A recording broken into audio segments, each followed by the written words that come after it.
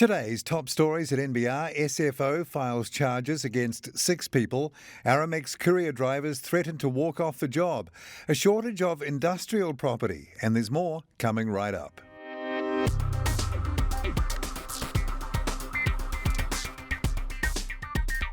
Kia ora and welcome to NBR Today, 100% subscriber funded and proudly brought to you by you, as is every story at nbr.co.nz.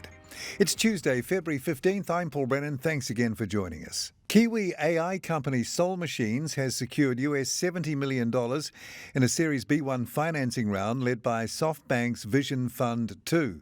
Founded in 2016 by serial tech entrepreneur Greg Cross and Academy Award winner Mark Sager, the company said it will use the investment to continue to grow in the enterprise market, focusing on its deep tech research on its digital brain technology and launching the future of digital entertainment for the metaverse with hyper-realistic digital twins of real-life celebrities.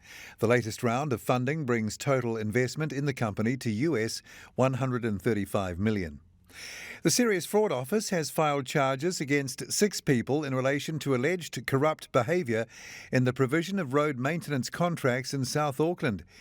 The SFO alleges 2 former employees of Broad Spectrum New Zealand Limited received bribes in exchange for awarding road maintenance work to subcontractors between 2015 and 2018, according to a statement just published by the enforcer. One of the former employees faces 3 charges of obtaining by deception and 12 charges of acceptance of gifts by agent.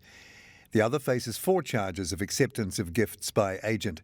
4 subcontractors who were awarded the work also face charges including giving gifts to agent without consent of principal and obtaining by deception.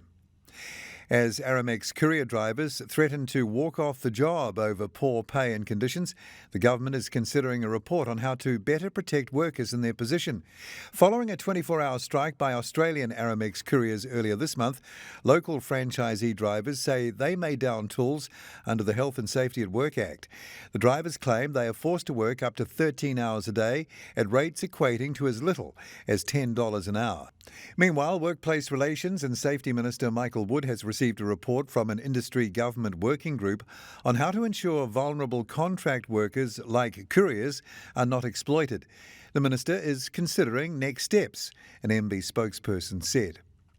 Perennial capital raiser Aria NLG is reportedly pitching Australian investors to raise $100 million and list on the ASX, more than 3 years after telling shareholders it was planning a compliance listing on the NZX.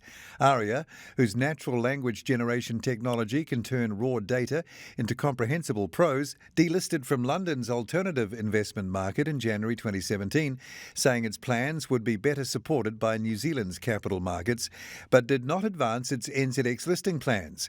According to a report in the AFR this week, Aria has hired stockbroker Morgans to help with investor meetings and a $100 million initial offer comprising $25 million sell down by existing investors and a $75 million equity raise. Contacted by NBR, Chair and Chief Executive Sharon Daniels said the report followed a leak, but she was unavailable to comment until later in the week. Supply chain issues and the rise of e-commerce have resulted in a shortage of industrial property that's seen rents rise and vacancies drop, and the industry is in 2 minds about the solution. Bailey's industrial broker Tim Bull said it was becoming increasingly difficult to find warehousing space for SMEs and even bigger firms with vacancy below 1%. And Goodman Property Trust Chief Executive John Dakin said New Zealand wasn't alone in having a very tight industrial market. Generally, there's more demand for warehouses, and Auckland is no different. The full details of those stories and more are at nbr.co.nz right now. Tomorrow at NBR, in her Right of Centre column, Bridget Morton asks, if MPs can meet with the mongrel mob, why can't they meet with the protesters at Parliament? I'm Paul Brennan. Join me again from around lunchtime tomorrow for the morning's NBR trending stories. Then again, same place, same time, right here from 5:30 tomorrow for another NBR Today.